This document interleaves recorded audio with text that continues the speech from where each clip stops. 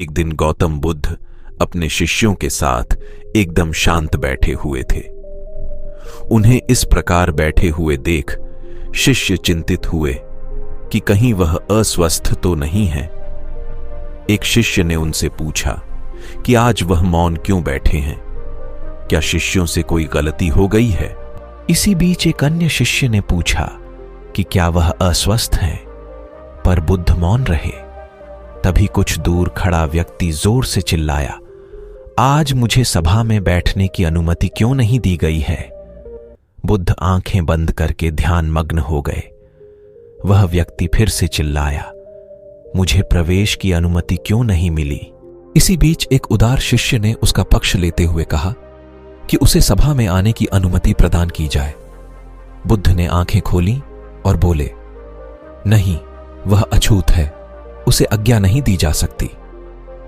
यह सुनकर शिष्यों को बड़ा आश्चर्य हुआ। बुद्ध उनके मन का भाव समझ गए और बोले, हां, वह अछूत है। इस पर कई शिष्य बोले, हमारे आश्रम में जात पात का कोई भेद ही नहीं, फिर वह अछूत कैसे हो गया? तब बुद्ध ने समझाया, आज वह क्रोधित होकर आया है। क्रोध से जीवन की एकाग्रता भंग होती है।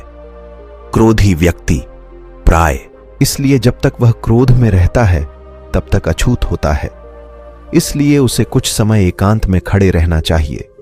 क्रोधित शिष्य भी बुद्ध की बातें सुन रहा था। पश्चाताप की अग्नि में तपकर वह समझ चुका था कि अहिंसा ही मनुष्य का महान कर्तव्य व परम धर्म है। वह बुद्ध के चरणों में गिर पड़ा और कभी क्रोध न करने का प्रण लिया। शिक्षा आशय यह है कि क्रोध के कारण व्यक्ति अनर्थ कर बैठता है और पश्चाताप उसे बाद में होता है, जिसका कोई लाभ नहीं मिलता। इसलिए हमें क्रोध नहीं करना चाहिए। असल मायने में क्रोधित व्यक्ति अछूत हो जाता है और उसे अकेला छोड़ देना चाहिए। क्रोध करने से तन, मन और धन तीनों की हानि होती है। क्रोध से ज्यादा हानिकारक कोई और वस्तु नहीं है।